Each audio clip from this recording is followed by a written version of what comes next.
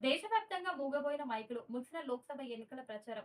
June 1న 57 Lok Sabha నియోజకవర్గాలకు చివరి దశ పోలింగ్. ఎగ్జిట్ పోల్స్ ప్రధాన ప్రచారాస్త్రంగా రాజ్యాంగం. కీలకంగా మారిన రిజర్వేషన్ల అంశం. బ్రిటన్లో సార్వత్రిక ఎన్నికల సందడి. జూలై 4న ముందస్తు ఎన్నికలకు రెడీ. పార్లమెంటు రద్దుతో మొదలైన ప్రచారం. జూన్ 1న కాశీ ప్రజలు కొత్త రికార్డు సృష్టించాలి. మీరు వేసే ఒక్క ఓటు నన్ను మరింత బలపరుస్తుంది. ఓటర్లందరూ పోలింగ్ లో పెద్ద ఎత్తున పాల్గొనాలి. విశ్వనాథుని కృప వల్లే కాశీకి ప్రాతినిధ్యం వహిస్తున్న గంగా నది నన్ను హక్కున చేర్చుకుంది. ప్రధాని మోడీ వీడియో సందేశం. వారణాసి లోక్సభ నుంచి ప్రధాని మోడీ పోటీ. ఎన్నికల ప్రచారంలో మోడీ అనేక ఉల్లంఘనలు. 421 సార్లు మతపరమైన విభజనవాద వ్యాఖ్యలు. ధ్యానం చేస్తే జ్ఞానం రాదంటూ ఎద్దేవా. జూన్ 4న ప్రత్యామ్నాయ ప్రభుత్వానికి తీర్పు.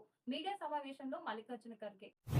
జయ జయ హే తెలంగాణను ఆమోదించిన సీఎం. 2 వర్షన్లు రూపొందించిన కవి అందశ్రీ.